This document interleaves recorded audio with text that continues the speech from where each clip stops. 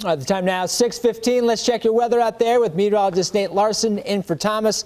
You know, Nate, I was loving the dry morning commute this morning. So the little things you're grateful for, right? Oh, exactly. No snow on the roads as you're heading into town. Boy, skiers and snowboarders, though, what a week up in the slopes with all the fresh snow out there. This was a video taken from Andy Heyer up at Alta yesterday.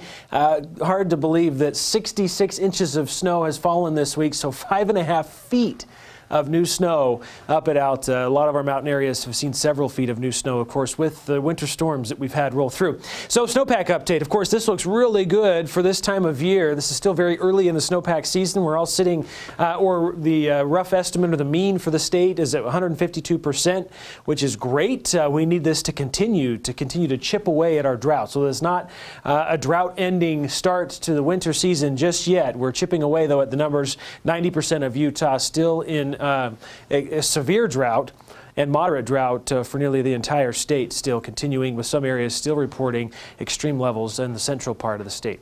So how much moisture have we received so far in the month? 1.51 inches of now precipitation, so that's in the form of liquid precipitation, but over a foot of snow. Year-to-date amount, we're at 11.69 inches of precipitation. Usually we're at 14.8 for the normal to-date amount, so we are a good 3.1 inches behind where we should be, so still indicative of a drought. Even though we're at a great start to the winter season. So temperatures very cold this morning with northerly flow in place. We're in the teens. Patchy fog possible, especially with all the snowfall that we've had, the low level moisture, and the cold air filling in. We're going to be cold and dry over the weekend with a little bit of warming next week. If we don't see too big of inversion settle into the valley locations, that could limit just how warm temperatures get. So our northerly flow becomes more westerly. This is into Sunday. Models hinting at a ridge continuing to stay over much of the Pacific West or the West Coast, Pacific Northwest.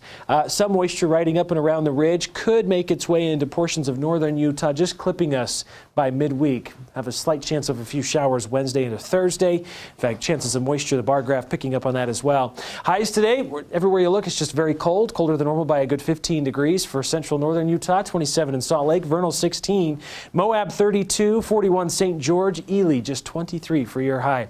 Not much change into the weekend down south. We've got some breezy gap winds near some of the canyon areas this morning, but otherwise calm conditions into next week. Some warmer temperatures back in the mid to low 50s. That'll feel nice. Some clouds, though, start to work their way into St. George area by Wednesday, Thursday. Here in the northern part of the state, we're in the upper 20s through the weekend, 31 on Sunday. Teens for overnight lows, about 33 Monday. Plan on a slight chance of some moisture Wednesday, Thursday.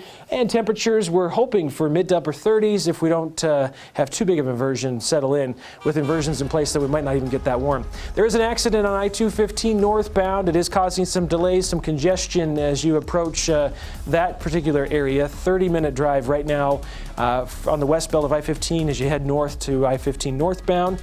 I think we have a camera shot. We can show you some of the incident as well, but it is causing us a little bit of delay. In fact, doubling the drive time right now from the south end of I-215 westbound to the north end. Be sure to download the ABC4 weather app to stay up to date with the latest forecast, tracks the next winter storm with us.